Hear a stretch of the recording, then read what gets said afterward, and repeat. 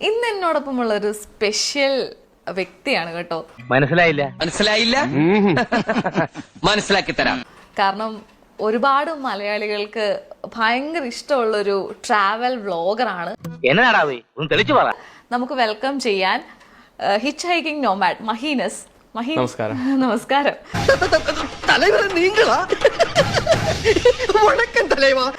Actually hitch hiking nomad എന്ന് വിളിക്കാനാണോ അതോ മഹീന്ന് വിളിക്കാനാണോ ഇഷ്ടം? നിങ്ങൾക്ക് ഇതിൽ ഇഷ്ടമുള്ളത് വിളിക്കാം, തള്ളക്ക് വിളി ഒഴിച്ച്. ഓക്കെ, അപ്പൊ മഹീന്ന് വിളിക്കാം. ആയിക്കോട്ടെ.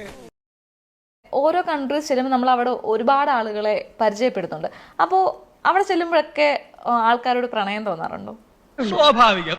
തീർച്ചയായിട്ടും പ്രണയം തോന്നാറുണ്ട്. ബട്ട് ഇപ്പൊ പ്രണയം കൺട്രോൾ ചെയ്ത് വെക്കാനുള്ള വലിയൊരു മനക്കെട്ടി ഉള്ളത് കൊണ്ട് അങ്ങനെ പ്രണയത്തിൽ അകപ്പെടാറില്ല. അയ്യോ, അങ്ങനെ പറഞ്ഞൂടാ. പിന്നെ ഞാൻ എന്തിനു വന്ന? മഹീൻ, ഞാൻ ഇത്ര നേരം സംസാരിച്ചതിലൊരു ക്യൂരിയോസിറ്റിയുടെ പുറത്ത് ചോദിക്കുകയാണ്. സ്ട്രിക്ട്ലി പേഴ്സണൽ ആണ്, അത് എന്റെ സ്പേസ് അല്ല. എന്നാലും ഞാൻ ചോദിക്കാണ്. ചോദിക്കാം എന്റെ അമ്മൂമ്മയുടെ ചോദ്യം. Are you virgin? എന്താ എന്റെ ഉദ്ദേശം? നിനക്കൊക്കെ എന്തിന്റെ സുഖേടാ? എന്റെ സ്വഭാവം ഇങ്ങനെ ആയിപ്പോയി. നിങ്ങൾ എന്നെ വിളിച്ചത് യാത്രയുടെ എന്താ പറയാ അനുഭവങ്ങൾ പറയാനാണല്ലോ, കൂടുതൽ എന്റെ ഒരു പേഴ്സണൽ ടോക്ക് എന്നുള്ള നിലയിൽ. അപ്പം അതുകൊണ്ട് ഞാൻ ഇതിന് മറുപടി പറയുന്നില്ല. ഒരാവശ്യമില്ലാണ്ട് വല്ല ആവശ്യം ഉണ്ടായിരുന്നതാണോ? സെൻസ് ഉള്ള ആരെങ്കിലും ചോദിക്കോ? നിങ്ങൾ ചോദിക്കോ? നീ ചോദിക്കോ? എന്റെ ഭാഗത്ത് തെറ്റുണ്ട്. ഞാനത് ചോദിക്കരുതായിരുന്നു. അയ്യോ, കഴിഞ്ഞില്ല, ഇനി കൊറേണ്ട്.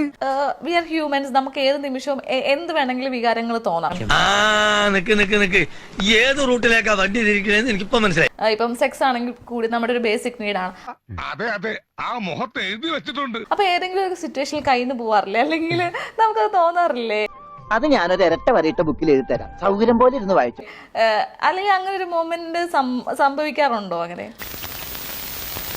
എടി പെണ്ണെ, നിന്റെ ചാട്ട എങ്ങോട്ടാണെന്നൊക്കെ എനിക്ക് മനസ്സിലാകുന്നുണ്ട്. ആ വെള്ളം അങ്ങ് വാങ്ങി വെച്ചേക്ക്. ഇവനിപ്പോ ഇങ്ങനെ ഇവന്റെ സമനില ആകെ തകർന്നിരിക്കുക. എനിക്കിപ്പോ തോന്നാം കയ്യിൽ നിന്ന് പോവാറില്ല. മനസ്സിലായില്ലേ? അപ്പം കയ്യിൽ നിന്ന് പോകുന്നവരുണ്ടായിരിക്കാം. അപ്പോ കയ്യിൽ നിന്ന് പോയിരുന്നവരുണ്ടെങ്കിൽ അത് പൊക്കോട്ടെ എന്ന് മാത്രമേ എനിക്ക് പറയാനുള്ളൂ. പിന്നെ ഈ സംസാരത്തിലുള്ള സംസ്കാരം വില കൊടുത്ത കിട്ടില്ല. അപ്പോഴേ പറഞ്ഞില്ലേ വേണ്ടാന്ന്. എന്നാ ഞാൻ ഇറങ്ങട്ടെ. ഇപ്പൊ തന്നെ തിരിച്ചു പോയാലേ രാവിലെ വന്ന കാലത്ത് തന്നെ പോവാം. അപ്പൊ ഞാൻ പോട്ടെ. എന്റെ കാര്യം കൂടെ ഒന്ന് പറയടാ. ഈ പാവത്തിന് ഒന്ന് അഡ്ജസ്റ്റ് കൊടുത്തേക്ക്. പാവം.